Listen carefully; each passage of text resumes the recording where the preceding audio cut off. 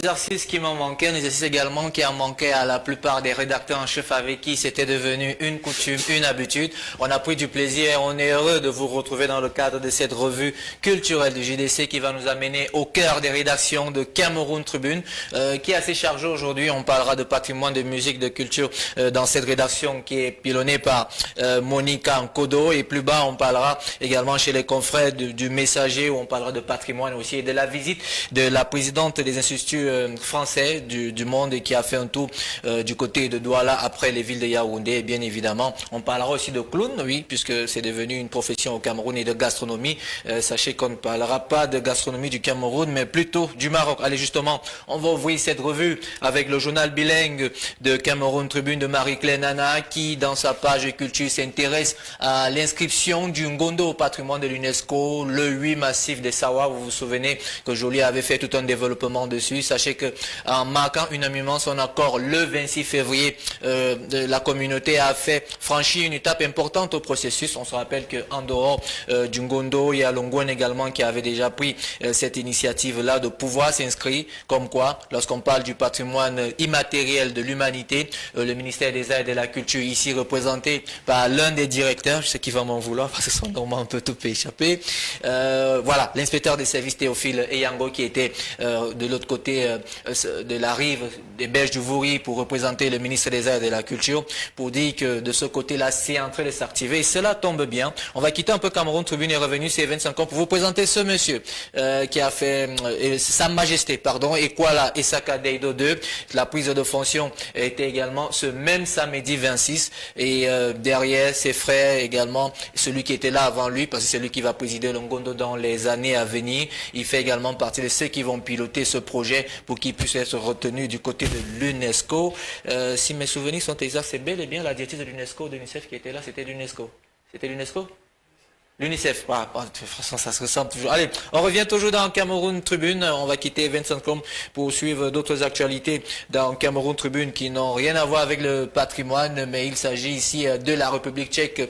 Culture aux atomes crochus. J'aime bien ces mots qui ont été employés par notre consoeur Marie-Christine, la diplomatie tchèque. C'est vrai, je vais aller doucement pour ne pas pouvoir m'écorcher. C'est bien écrit. Zenden Krejc a reçu en audience le 25 février dernier le ministre des Arts et de la Culture, qui a dit sa volonté d'intensifier la coopération entre les deux États, puisque depuis un bon bout, on parle de patrimoine, et vous savez que de ce côté-là, le patrimoine est respecté, et on parle alors des cathédrales qui sont vieilles de plus de 100 années. Comment est-ce qu'il réussit à le conserver? Cela a été au cœur de cette rencontre qui a réuni non seulement le ministre des Arts et de la Culture, mais également le ministre des Relations extérieures, la personne de M. Lejeune Bella. Je vous invite d'ailleurs à lire l'intégralité de l'article, puisqu'il relie parallèlement la diplomatie, la culture, mais aussi la géopolitique dont il est question. Dans Cameroun Tribune, on parle d'autres activités. Il s'agit du festival Mbam-A 2022, et sachez que ce qui fera l'objet de la discussion de cette édition, c'est la médecine traditionnelle en vitrine, qui était pendant un bon bout considérée comme un truc pour ceux qui excellent dans le monde de la métaphysique. Or que non, c'est ce qui a fait le sujet au centre d'une conférence samedi dernier à Bokito, dans le cadre de la 10e édition de cet événement culturel, le festival Mbam-A, notamment bat son plein du côté du Mbam et Nubu. Je vous y invite d'ailleurs après lecture de cet article, et sachez que celui qui est responsable du contenu de ce festival n'est d'autre que le professeur Don Azor, qui est d'ailleurs un fidèle téléspectateur de ce programme, doyen de la faculté de médecine de l'Université protestante d'Afrique centrale et naturopathe. Et à ses côtés, on parle aussi également de René Adibiem Démé, que vous allez retrouver au cœur de ce festival dont je vous invite à voir, surtout la médecine traditionnelle. Cela tombe bien. En off, on parlait du poutoulou. C'est vrai que ça n'a rien à voir avec la médecine traditionnelle, mais c'est quelque chose de traditionnel. Toujours dans Cameroun Tribune, on parle plus cette fois-ci de musique, et cela tombe bien. Ça nous permet de donner un coup de chapeau à nos prochains invités si tout se passe bien. Il s'agit du duo Rhythms. Mr. Shaba et K-Master K ont longtemps sollicité l'invitation au cœur du JDC. Je pense que cet article introductif proposé composée par les confrères de Cameroun Tribune à l'occasion. C'est la chanson qui marche à l'heure actuelle. C'est la chanson également dont les TikTok, le nombre de vues a augmenté, que ça soit sur YouTube, Chaba Asiko, et tout le monde reprend ce titre à succès, plus connu grâce à son refrain accrocheur, ton cœur n'est pas le caillou, bon je m'essaye un peu, qui enflamme la toile, les ondes de FM grâce à un heureux mélange de rythme. Et je me souviens encore de cet article que je vais partager avec vous mercredi, de cette consoeur Christine qui avait eu à rédiger sur ce groupe Redeems, qui a décidé de, on va dire quoi, de ressusciter tous les rythmes du Cameroun. Ils ont commencé avec le Bikoutsi, ils ont commencé avec le Mangambe, le Basimbe, et plutôt avec la Siko, ça marche plutôt bien. D'ailleurs, le vidéogramme, on l'avait déjà joué ici. Il y a l'une des meilleures, pour moi, actuelles comédiennes, qui n'est d'autre que Frida Choco Bronzé, qui joue, qui est dans ce clip. Et il y a également d'autres. Le clip marche plutôt bien et je vous le recommande, un parfait article. En attendant, bien sûr, l'arrivée du duo, et je vous préviens déjà, il n'y a qu'un seul qui s'exprime en français, l'autre c'est carrément de l'anglais. Un très bon papier à retrouver dans les colonnes de Cameroun Tribune. Et puis on avance en laissant Chaba Asiko pour aller retrouver un autre qui aujourd'hui, beaucoup sont en train de qualifier d'un peu énigmatique. On traite un peu son clip de beaucoup de présence, des trucs qui relèvent de la spiritualité. Eh bien, il s'agit de Loco, et j'aime bien ce titre qu'ont employé nos confrères, surtout Aïssatou, qui parle de l'opus de la maturité, car il faut avoir une hauteur d'esprit assez élevée pour comprendre le contenu de cet album. Rien qu'au niveau de l'affiche, il y a beaucoup de signes qui y passent, et il faut vraiment avoir une culture générale assez avancée pour comprendre. Et dans cet album, je vous fais un peu un résumé, il rend hommage non seulement à sa belle-mère, mais il parle aussi également de prière. L'artiste a intitulé ce troisième album, intitulé Era. Cet album est un cran au-dessus. C'est ce que je n'ai pas l'habitude de proposer. Il sait très bien qu'il s'est lancé dans un autre rythme, ce recherché l'artiste Loco, en présentant l'album le 17 décembre dernier. On s'en excuse parce qu'on avait reçu une invitation, mais on n'a pas pu s'y rendre. Mais je vous invite à lire l'intégralité de l'article dans les colonnes, en sachant que certainement ce sera un élément pour nous de recevoir Loco, qui sera également là dans les jours à venir. C'est à retrouver dans Cameroun Tribune, et surtout Era, c'est le nom de l'album. Après, ne dites pas que les artistes font des singles. L'album est à consommer vraiment, comment dire, sans modération. La pochette de l'album est visiblement parfaite, avec une vision de l'artiste, parce que c'est lui qui a eu à le présenter. Sachez que c'est une agence d'un jeune Camerounais qui réalise ceci. De bonnes nouvelles également, c'est du côté du journal de Feupus Ndiawe, Le Messager, avec le peuple Yévol. Je pense que quand je dis Yévol, Paul et moi on se comprend, puisque à la fin vous allez comprendre, à la quête de son identité. C'est dans la région du Sud. La deuxième édition de leur festival national s'est tenu du 25 au 26 février dernier au complexe multisport de Kovos à Ebolova, sous le haut patronage du ministère des Arts et de la Culture, que vous pouvez d'ailleurs voir là représenter. Les confrères du Messager étaient présents, parce que c'est ça qui a fait un peu le contenu de leur page que j'ai agrandi pour vous ici, pour vous parler de ce festival-là. Pour avoir une idée, c'est pour vous dire que depuis un bon bout, tout le monde est vraiment soucieux de ce patrimoine, de ce patrimoine immatériel et matériel, parce qu'on voit comment ça se passe ailleurs avec les peuples qui sont un peu structurés. On parle comme ça des Grassfields qui ont développé notamment leur manière de faire avec la roue des chefferies et d'autres, et des peuples comme le Sud qui commencent déjà aussi à comprendre cela. Ils sont rendus à sa deuxième édition.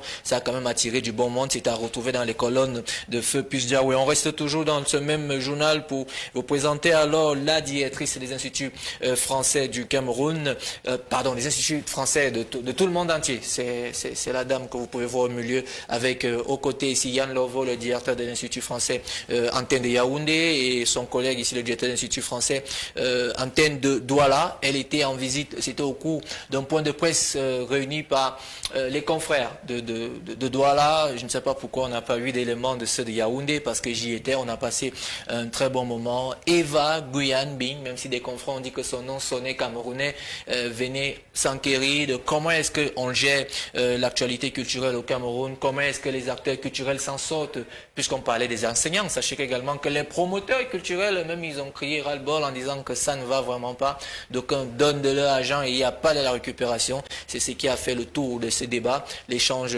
a été très bien mené, que ce soit ici à Yaoundé ou à Douala, et dans les alliances, à savoir Tchang et Garoua, où elle va passer le tour. Elle a pris le pouls, et certainement vous allez voir dans les mois à venir le contenu de l'IFC, qui est déjà assez riche, qui vend déjà exagérément à la culture du Cameroun. Bon, on se demande ce que le centre culturel camerounais fait depuis un bon bout. La question est encore là, mais je crois que vous allez trouver les éléments de réponse dans ce paragraphe que j'aurais pu souligner pour vous ici du quotidien Le Messager. Merci à Christian Tiami, le rédacteur en chef du Messager de Yaoundé, qui a pensé à nous, et en attendant les autres confrères. On va quitter Le Messager et avancer dans cette revue en prenant quelques nouvelles qui sont passées mais dont on est revenu. Merci à Tom de m'avoir passé à cet article. C'est Petit Pays. Vous le savez, lorsqu'on parle de musique au Cameroun, c'est la référence, Petit Pays, qui valide l'hommage que Salaciel lui a fait. C'est assez rare que des artistes rendent hommage, parce que certains artistes de la nouvelle génération, comme dans l'un des paragraphes ici, vont plutôt vers ces anciens pour pouvoir seulement peut-être remonter leur notoriété ou bien leur quête lorsque celle-ci a un peu baissé.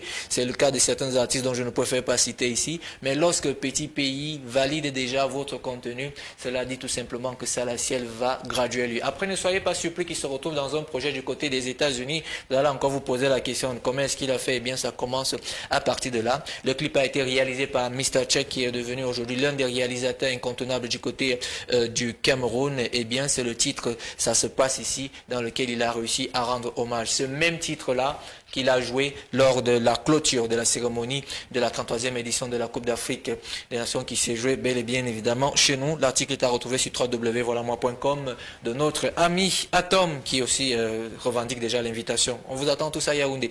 On va quitter le webzine voilamoi.com pour prendre d'autres infos avec Africa News, qui s'intéresse au Cameroun, la première convention internationale des clowns africains. C'est vrai, ça fait rire, c'est vrai que les clowns, oui, vous savez, quand on parle de clowns, c'est certainement quelqu'un qui fait rire, mais sachez qu'au moins ils s'organisent, malgré tout, au point où ils pensent déjà à faire des conventions internationales des clowns africains. Sachez qu'il y en a. Il faut juste organiser un anniversaire chez vous et vous rapprocher de ceux qui sont professionnels. Vous allez avoir, pour nous autres qui avons grandi avec le chocolat et puis on ne sait pas où il est passé, où les promoteurs sont, mais sachez que du 21 au 25 février 2022 à l'Institut français, une fois de plus encore, de Douala, a accueilli la première édition de la Convention internationale des clowns d'Afrique du Cameroun. Plusieurs compagnies nationales, régionales et internationales étaient invitées dans ce pays. Faute de cycle, la valorisation de cet art est un véritable défi. C'est bien ce paragraphe-là que j'aurais bien pu souligner ici. Parce que vous savez, les clowns, le terrain d'expression est le niveau du cirque. Et depuis un bon bout, on n'en parle plus. Puisqu'on parle de cirque, je me rappelle qu'une fois, la première dame avait invité des professionnels qui sont arrivés. On avait vu pour la première fois les professionnels du cirque, mais depuis un bon bout, on ne sait pas comment ils s'en sortent. Mais la réponse, vous pouvez la retrouver en lisant cet article. Mais William Nong, le promoteur de la convention, il dit tout simplement sur ses propos, je cite: « La toute première femme qui m'a initié au clown, c'est Yeto Logou, qui est la directrice d'une école de théâtre à Nantes. Donc, c'est à travers ces gens que j'ai découvert le clown. Et du coup, j'ai regardé derrière, j'ai vu qu'il n'y avait pas et j'ai décidé de rentrer en arrière pour essayer de promouvoir cela en Afrique. » Il a eu cette opportunité du côté de l'Hexagone.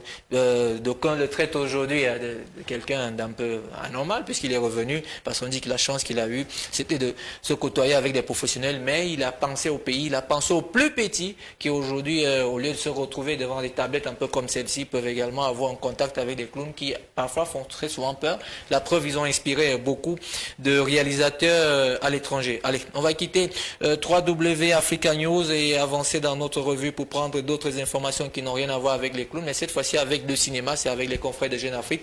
On va en Côte d'Ivoire, un scandaleux film culte restauré. Visage de femme restera le seul film long métrage de Désiré Carré à sa sortie en 1985. Il fut censuré pour une scène d'amour adultère. Il en ressort aujourd'hui après une restauration sans rien avoir perdu son insolence visionnaire, et on revient alors sur cette censure-là.